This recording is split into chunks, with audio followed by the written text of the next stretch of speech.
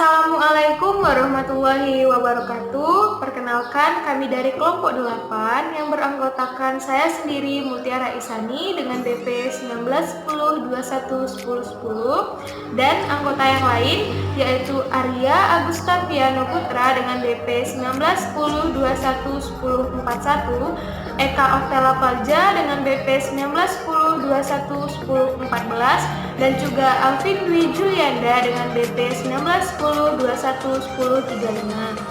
Kami merupakan praktikan dari dasar-dasar fisiologi tumbuhan Agro B, program studi agroteknologi, jurusan budidaya pertanian, Fakultas Pertanian, Universitas Andalas Padang. Di sini kami akan menjelaskan tentang respirasi dan saya sendiri akan menjelaskan tentang pengertian respirasi dan pembagian respirasi. Yang pertama yaitu pengertian respirasi. Pengertian respirasi menurut biologi yaitu suatu proses mobilisasi energi yang dilakukan oleh jasad hidup melalui pemecahan senyawa berenergi yang tinggi untuk digunakan dalam menjalankan fungsi hidup. Sedangkan respirasi pada tumbuhan merupakan suatu proses di mana tumbuhan menyerap molekul oksigen yang terdapat di udara untuk menghasilkan air, karbon dioksida dan juga energi yang dibutuhkan tanaman untuk tumbuh dan berkembang. Dan juga pembagian respirasi dibagi menjadi dua, yaitu respirasi aerob dan respirasi anaerob. Respirasi aerob ialah suatu proses respirasi yang membutuhkan udara dan oksigen di dalam prosesnya. Sedangkan respirasi anaerob merupakan proses yang berlangsung tanpa membutuhkan oksigen. Baiklah, materi selanjutnya akan dijelaskan oleh Arya Agustaviano. Adalah perbedaan antara respirasi aerob dan respirasi anaerob.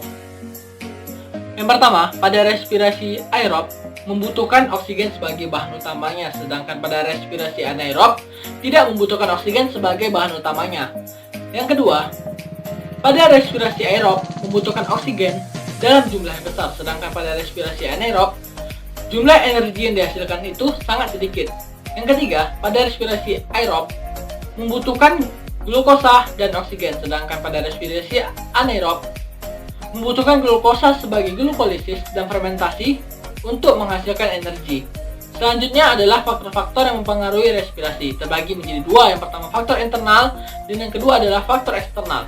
Pada faktor internal seperti ketersediaan substrat, ketersediaan oksigen, tipe dan umur tumbuhan. Yang kedua, ada faktor eksternal seperti suhu. Semakin tinggi suhu, maka laju respirasi akan semakin cepat. Yang kedua adalah kandungan oksigen.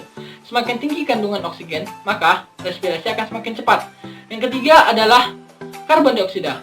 Semakin tinggi karbon dioksida, maka laju respirasi akan terhambat. Dan yang keempat adalah cahaya. Cahaya akan membantu lajunya proses respirasi. Baiklah, selanjutnya dijelaskan oleh Alvin Dwi Julianda. Tahap respirasi aerob yang pertama, glikolisis. Glikolisis yaitu perubahan molekul dari gula menjadi asam pirufat yang terletak di sitoplasma. Yang kedua, dekarboksilatif oksidatif yaitu perubahan molekul dari asam pirufat menjadi asetil-CoA yang terletak di mitokondria. Yang ketiga, siklus Krebs yang menghasilkan oksaloasetat dan asam sitrat yang terletak di mitokondria. Yang keempat, transport elektron yang menghasilkan H2O dan energi yang terletak di membran dalam mitokondria.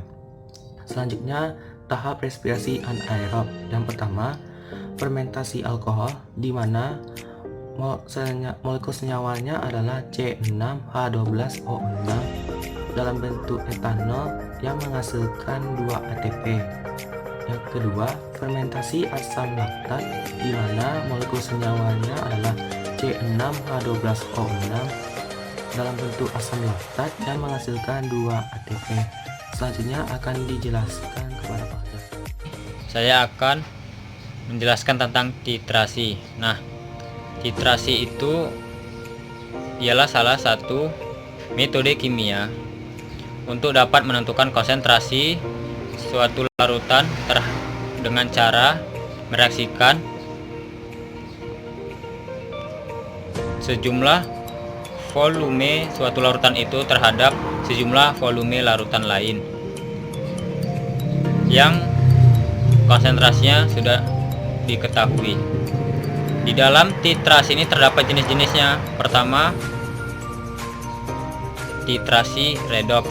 Kedua, titrasi kompleksasi. Tiga, titrasi asam basa. Keempat, titrasi argentometri. Nah, baiklah, sekian presentasi tentang respirasi dari kelompok 8 kelas fisiologi tumbuhan Agro B. Lebih dan kurangnya mohon maaf. Assalamualaikum warahmatullahi wabarakatuh.